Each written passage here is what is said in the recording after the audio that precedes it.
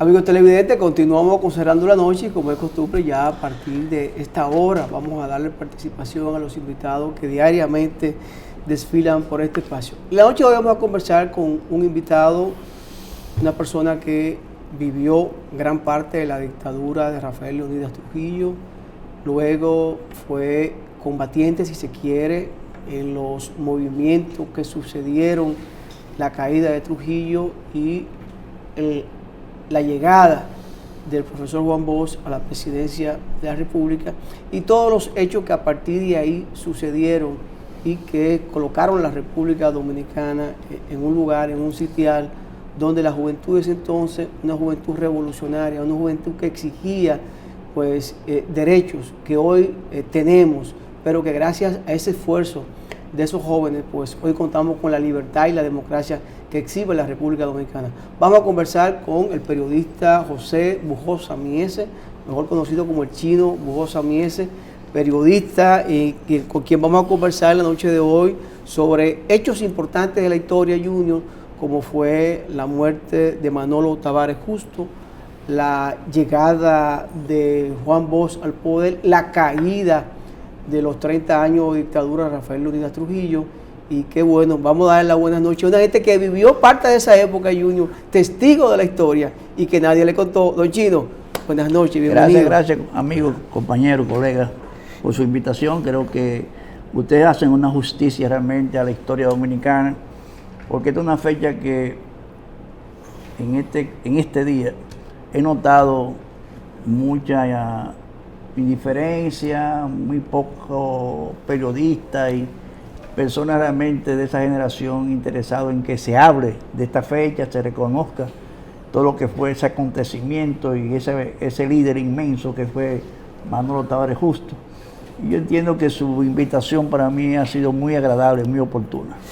Chino, justamente nosotros creemos que es importante tu participación porque 2 días consecutivos son conmemoraciones de hechos importantes. Primero, ayer 20 de diciembre es la fecha en que en el año 1962 se celebran las primeras elecciones libres en República Dominicana, luego del ajusticiamiento de Trujillo. Y creo que también esto pasó sin pena ni gloria. Posiblemente 1 o 2 medios hicieron alguna reseña, pero siento que el día no se le da la connotación histórica que debiera tener, no solo por el hecho de las primeras elecciones, sino por quién gana las elecciones y lo que pasa posteriormente. ¿Tu valoración sobre esto, Chico? Yo creo que sí, creo que ese fue un acontecimiento sumamente importante en ese proceso post-trujillismo. Yo entiendo que el ajusticiamiento del tirano fue prácticamente un hecho que nos libró de todo lo que fue un pasado de terror, de un régimen sumamente terrorista, tiránico, y que ese grupo de valientes que decidió eliminar al tirano aportaron enormemente a nuestra historia y a la democracia dominicana. Obviamente hay que analizar ahí el hecho de que quienes ajustician a Trujillo son precisamente sus más cercanos allegados. Algunos civiles no eran de sus allegados, pero eran amigos de esos conjurados, que lo atrajeron a ellos también para ser parte de la conjura. Pero yo entiendo que el hecho mismo de que la situación de la represión criminal del régimen pudo llegar a reflexionar a las Fuerzas Armadas, a ciertos sectores de las Fuerzas Armadas y decidir ese histórico 30 de mayo ajusticiar al tirano, fue una nota clara de lo irresistible que se hacía ya la tiranía de Trujillo, principalmente después del crimen de las Mirabal, lo que fue también acontecimiento de Constanza Mermón Estero Hondo, lo que fue el acontecimiento del 49 de Luperón y lo que fue el acontecimiento del intento de asesinato del presidente Betancourt. Esos hechos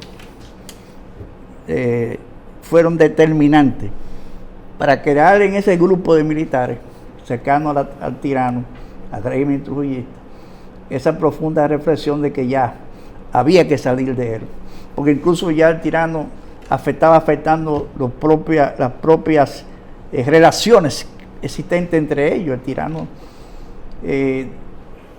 tenía actitudes incluso de atreverse a enamorar a las propias mujeres de sus militares, de crear situaciones también como el caso de Galíndez y el oficial de la masa, era la masa, el que participó en el crimen en el asesinato de Galíndez, del piloto, que después de haber participado lo asesinan, se dicen que se ahorcó en la cárcel, y todos esos hechos los militares fueron analizando, y pero este hombre está atentando contra nuestra propia vida.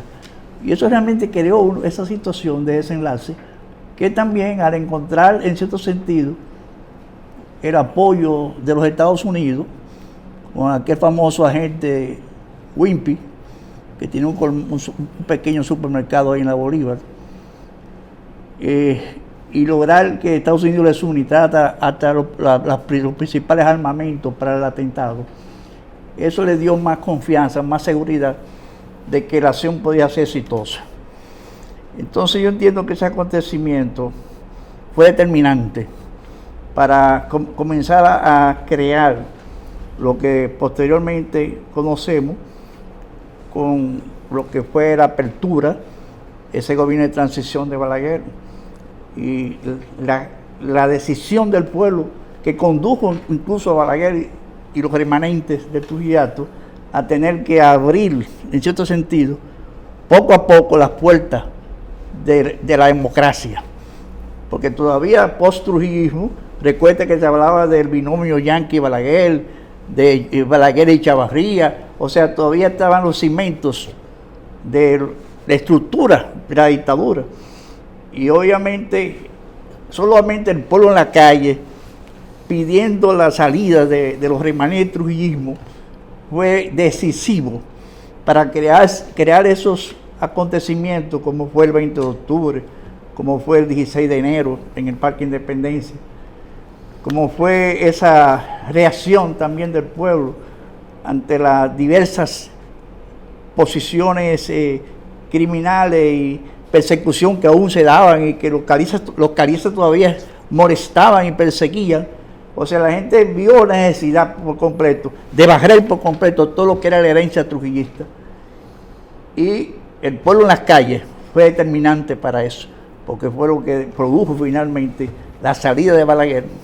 Pero en ese proceso hubo un sector que fue de lo que participó en cierto sentido en el ajusticiamiento del tirano, que fueron los famosos cívicos, que bueno, la idea parece ser de ellos no era simplemente salir del tirano y abrir y entrar en el proceso de la democracia, sino que ellos pensaban también heredar la fortuna hacer un traspaso de mando, un traspaso de mando, quedarse ellos con todo lo que fue la fortuna del tirano, que era la fortuna del pueblo dominicano, en cierto sentido, y ellos, desplazados Trujillo, ellos a tomar el mando.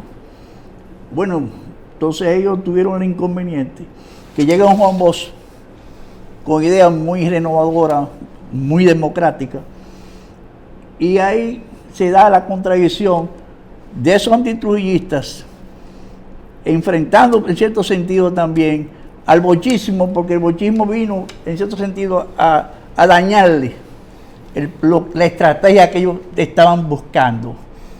Para ellos Bosch fue un intruso que llegó, y he escuchado a algunos comentaristas decir que Bosch cuando llegó no entendía la sociedad dominicana en que vino. No, Bosch en eso fue un excelente sociólogo que verificó que la sociedad dominicana de entonces era una sociedad agraria. Más de un 70% de los dominicanos dependían del campo. O sea que lo urbano era muy reducido frente a la presencia del campesinado. Y ese campesinado grandemente era trujillista. Y el pueblo también en gran medida, lamentablemente, se correspondía con ese pensamiento del trujillismo. Porque aquí el que no era trujillista, sí, y tenía que servir al tirano o lo eliminaban. Pero lo que resistía al tirano era realmente un grupo muy reducido de todo el conglomerado de la sociedad, porque aquí, oye, era una cosa tremenda lo que era Trujillo en ese sentido, con un gobierno abiertamente totalitario, que la gente no se atrevía ni siquiera a criticar nada.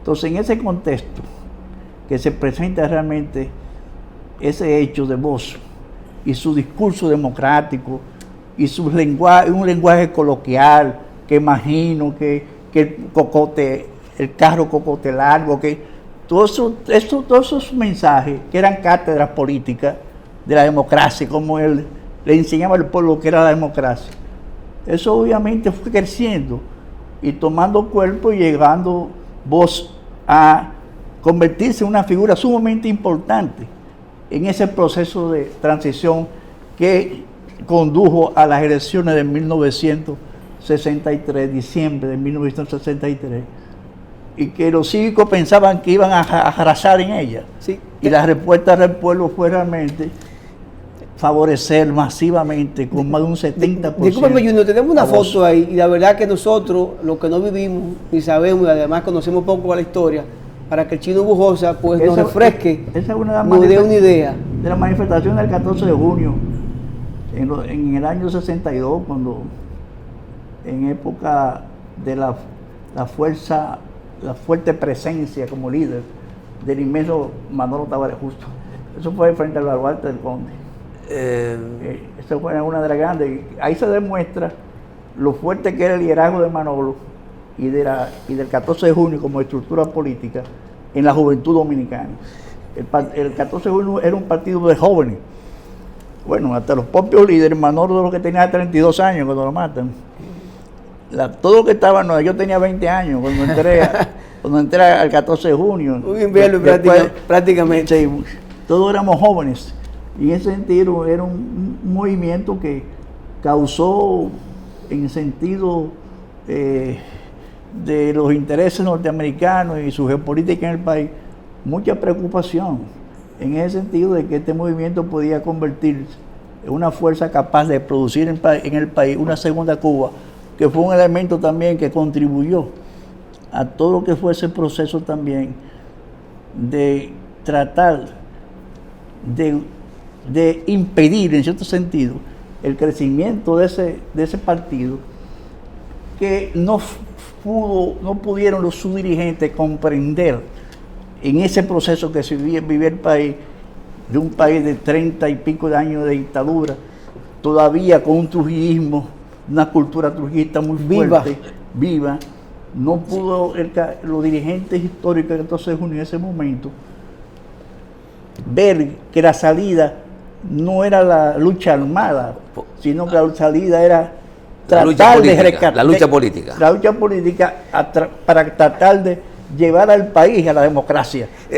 Ahí fue donde realmente hubo un fallo, pero nosotros en estos momentos... Justamente quería caer ahí, Chino. ¿Cuáles elementos llevan a la dirección del 14 de junio a no participar de ese proceso electoral? Y esto es importante porque después de las elecciones entonces juega un papel estelar el 14 de junio defendiendo los resultados de esas elecciones. Yo te digo que había mucha inmadurez en la dirección política. Manolo fue un líder político que padeció lo que fueron los horrores de la dictadura, de la 40, la tortura y todo asunto.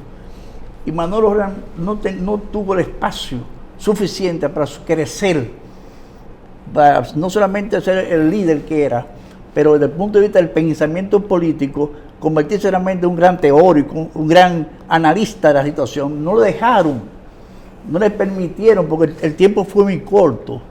Después de la caída de Trujillo, su salida de la cárcel, la creación del 14 de junio, y el Las 63 elecciones. eran 2 y pico de años que él vivió en ese proceso.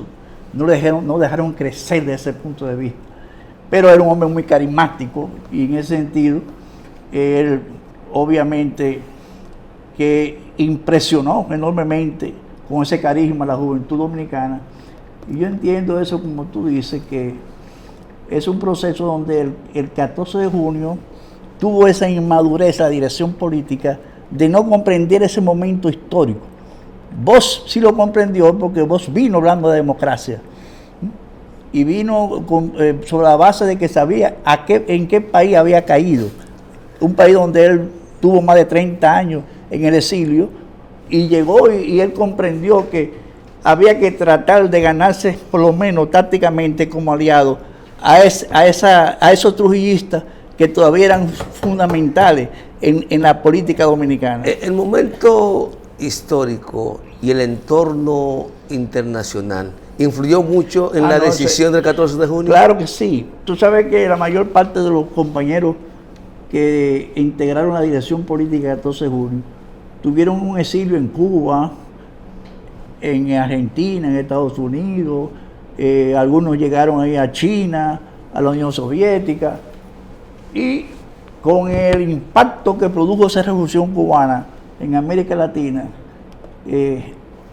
como te decía ahorita, es muy fácil ahora tú decir que se equivocaron en no comprender la realidad que vivía el país, pero era que América Latina estaba en llamas desde el punto de vista de lo que produjo la revolución cubana, y la juventud quería parecerse a Fidel Castro con su barba, su boina, pero era al Che Guevara. O sea, logró realmente esa revolución impactar tanto a la juventud que desde ese punto de vista la gente creía como que la guerrilla de Fidel Castro se podían replicar, reproducir igual en otros países.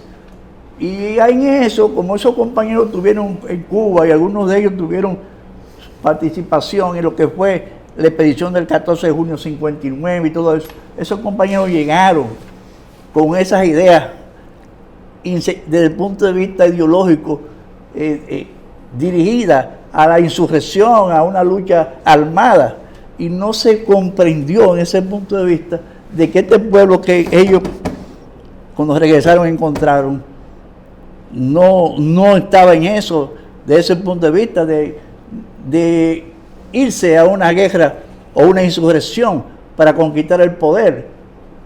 Le atrajo más el discurso de voz, un discurso pacifista, un discurso de mucho contenido social, de paz, de que se podía lograr la democracia. Ese discurso fue más atractivo para el pueblo que existió en ese momento, a la hora que llegaron todos esos compañeros con esas ideas marxistas, leninistas, muchos, otras ideas más de otra índole, que en cierto sentido, quizá Manolo, porque Manolo no fue una figura que se podemos decir, una persona que desde el principio tenía esa idea marxista, leninista. Manolo era un patriota, Manolo era un hombre de unas ideas liberales, pero más allá, o sea, de una democracia realmente más practicable para estos países de América Latina. Pero desde la llegada de todos esos compañeros, el momento y el cerco, en cierto sentido, que se vio de todos esos compañeros con esas ideas, obviamente a Manolo lo condujeron, sí, en cierto sentido, a que esa era la salida que debía darse, y de ahí surge entonces lo que fue un error enorme, aquella consigna de elecciones para qué, cuando se estaba hablando ya de la elección del 63, que el 14 de junio que dijo que no iba a ir a las elecciones porque no creía en las elecciones. Don Pujosa, con su permiso, vamos a irnos a una pausa para seguir con esta interesante entrevista. Y la verdad, Junior, y confieso a los amigos televidentes, me siento a gusto conocer la historia de primera mano de don José Bujosa Miese, el chino Bujosa Miese, y la verdad que muchos dominicanos sé que estamos disfrutando esta entrevista. Señores, conversamos con el chino Bujosa Miese, quien fue parte de los dominicanos que vivieron esa llegada del presidente Juan Bosch al poder y luego su posterior derrocamiento. Vamos a la pausa y volvemos con esta interesante entrevista.